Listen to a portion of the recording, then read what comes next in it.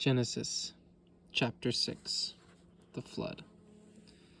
When men began to increase in number on the earth, and daughters were born to them, the sons of God saw that the daughters of men were beautiful, and they married any of them they chose. Then the Lord said, "My spirit will not be content with man forever, for he is mortal. His days will be 120 years. The Nephilim were on the earth in those days, and also afterwards, when the sons of God went to the daughters of the men and had children by them. They were the heroes of old, men of renown. The Lord saw how great man's wickedness on the earth had become, and that every inclination of the thoughts of his heart was only evil at the time. The Lord was grieved that he had made man on the earth, and his heart was filled with pain. So the Lord said, I will wipe mankind, whom I have created, from the face of the earth, men and animals and creatures that move along the ground, and birds of the air, for I am grieved that I have made them. But Noah found favor in the eyes of the Lord. This is the account of Noah. Noah was a righteous man, blameless among the people of his time, and he walked with God. Noah had 3 sons, Shem, Ham, and Japeth. Now the earth was corrupt in God's sight and was full of violence. God saw how corrupt the earth had become, for all the people on earth had corrupt their ways. So God said to Noah, I am going to put an end to all people.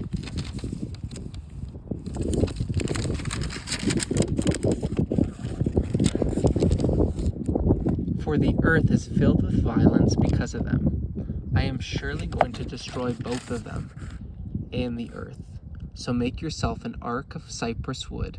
Make rooms in it and coat it with pitch inside and out. This is how you are to build it. The ark is to be 450 feet long, 75 feet wide, and 75 feet high.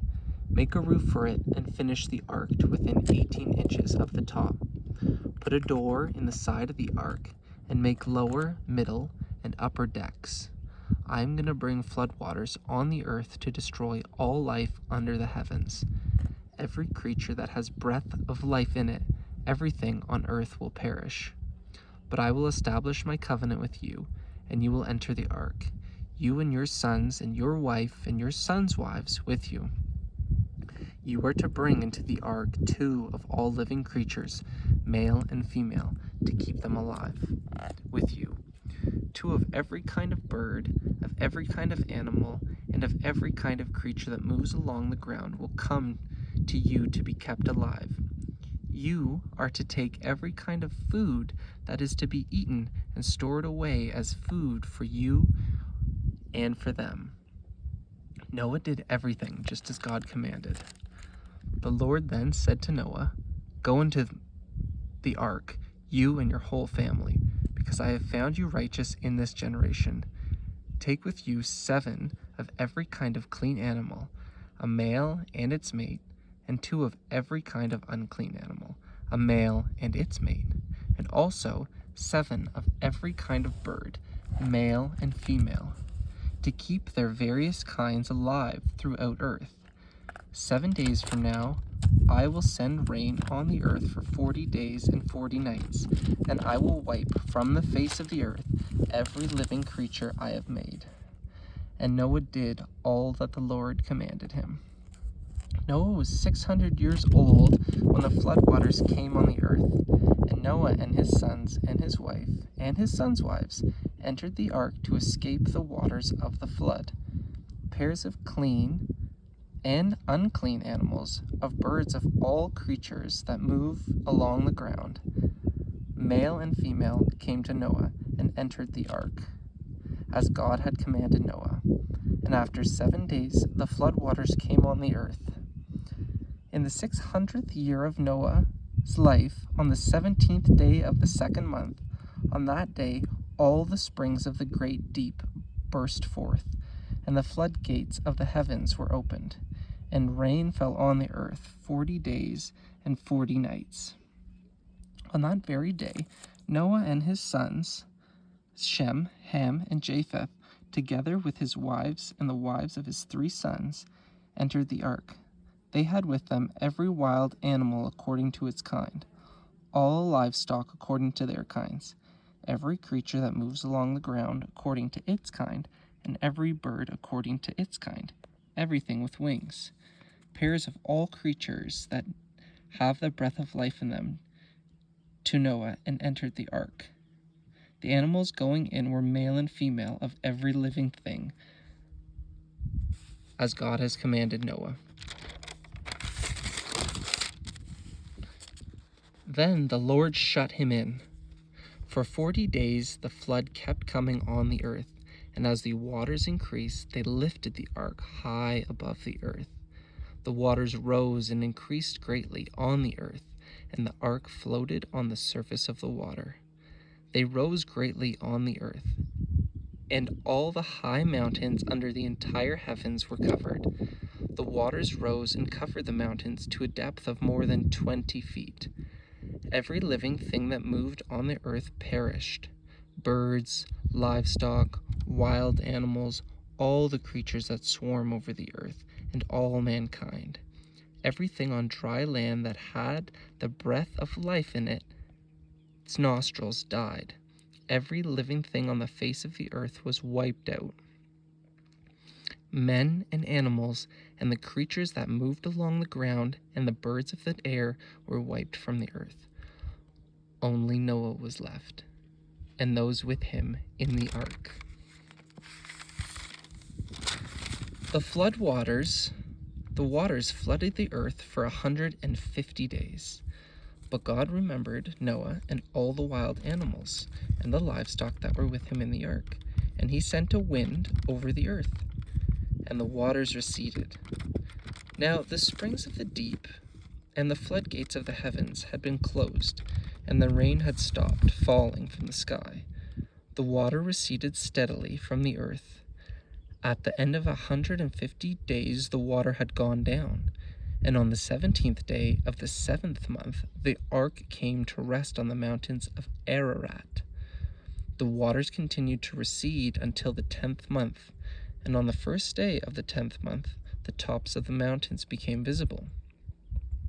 After 40 days, Noah opened the window he had made in the ark and sent out a raven, and it kept flying back and forth until the water had dried up from the earth. Then he sent out a dove to see if the waters had receded from the surface of the ground. But the dove found no place to set its feet because of the water all over the surface of the earth. So it returned to Noah in the ark. He reached out his hand and took the dove and brought it back to himself in the ark. He waited 7 more days and again sent out the dove from the ark. When the dove returned to him in the evening,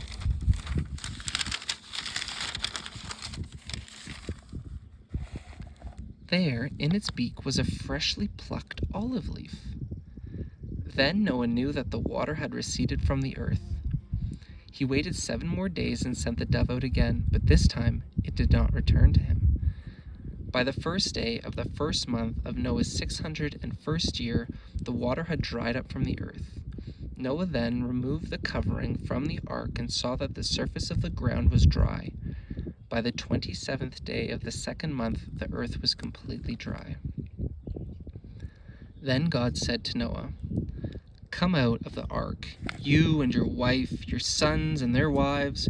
Bring out every kind of living creature that is with you, the birds, the animals, and all the creatures that move along the ground, so they can multiply on the earth and be fruitful and increase in number upon it." So Noah came out together with his sons and his wives, and his sons' wives, all the animals and all the creatures that move along the ground and all the birds, everything that moves along the earth, came out of the ark, one kind after another. Then Noah built an altar to the Lord, and taking some of the clean animals and clean birds, he sacrificed burnt offerings on it. The Lord smelled the pleasing aroma and said in his heart, "Never again will I curse the ground because of man. Even though every inclination of his heart is evil from childhood, never again will I destroy all living creatures as I have done. And as long as the earth endures, seed time and harvest, cold and heat, summer and winter, day and night will never cease. God's covenant with Noah, chapter 9 of Genesis. Then God blessed Noah and his sons, saying to them, "Be fruitful and increase in number, and you will fill the earth. The fear and dread of you will fall upon all the beasts of the earth and all the birds of the air, upon every creature that moves along the ground, and upon the fish of the sea. They are given into your hands. Everything that lives and moves will be food for you. Just as I gave you the green plants, I now give you everything. But you must not eat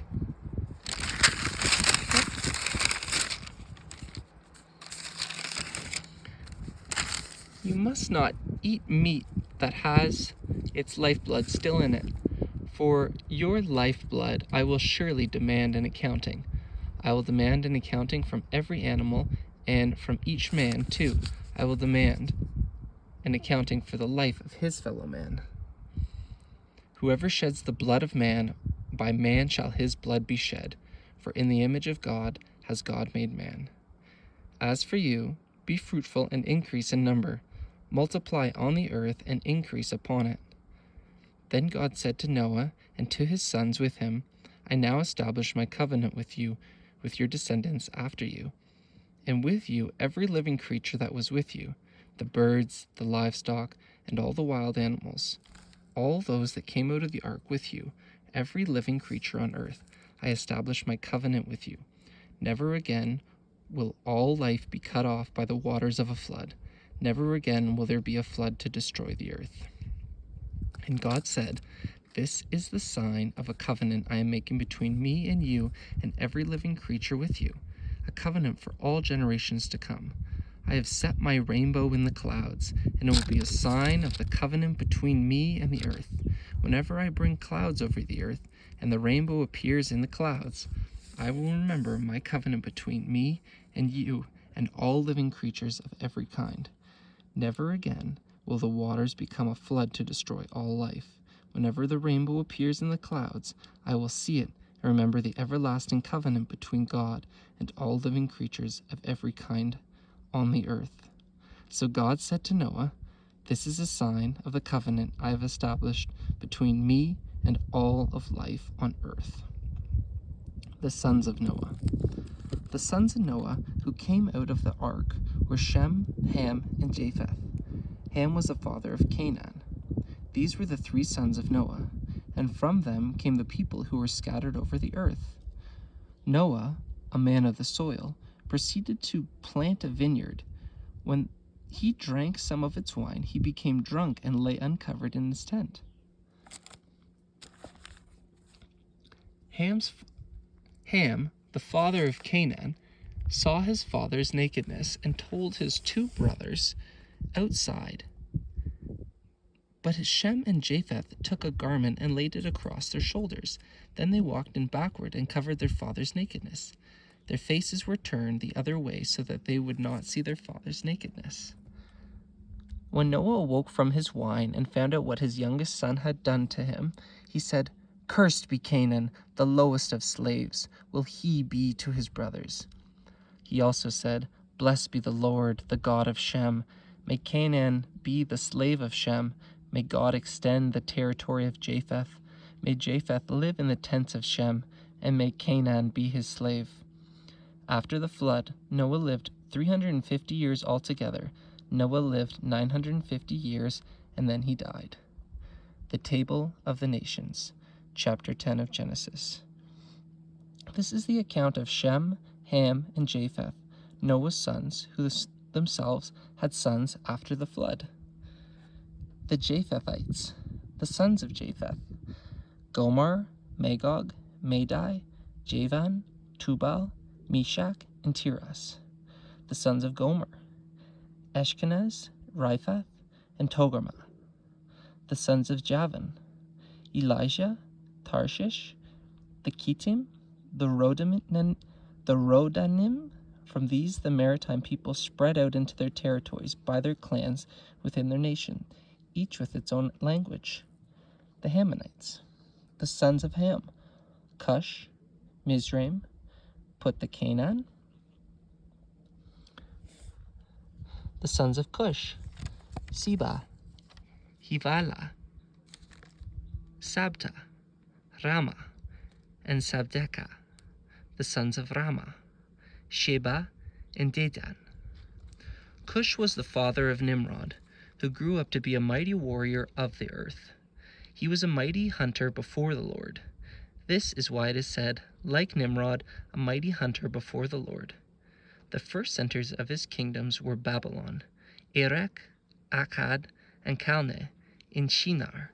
From that land he went to Assyria, where he built Nineveh, Rehoboth, Ir, Kala, and Rezin, which is between Nineveh and Kala. That is the great city. Mizraim was the father of the Ludites, Anamites, Lehabites, Nephtuhelites, Pathrusites, Casulites, from whom the Philistines came, and Caphtorites. Canaan was the father of Sidon, his firstborn, and of the Hittites, Jebusites, Amorites, Girgashites, Hivites, Archites, Sinites, Arvadites, Zamarites, and Hamathites. Later, the Canaanite clans scattered, and the borders of Canaan reached from the Sidon towards Gerar as far as Gaza, and then towards Sodom, Gomorrah, Admah, and Zeboim as far as Lasha. These are the sons of Ham by their clans and languages, in their territory and nation.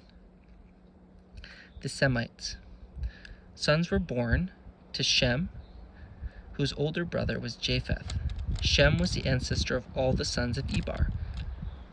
The sons of Shem, Elam, Asher, Arphaxad, Lud, and Aram. The sons of Aram, Uz, Hul, Gethar, and Meshach. Arphaxad was the father of Shelah, and Shelah the father of Eber. The two sons were born to Eber.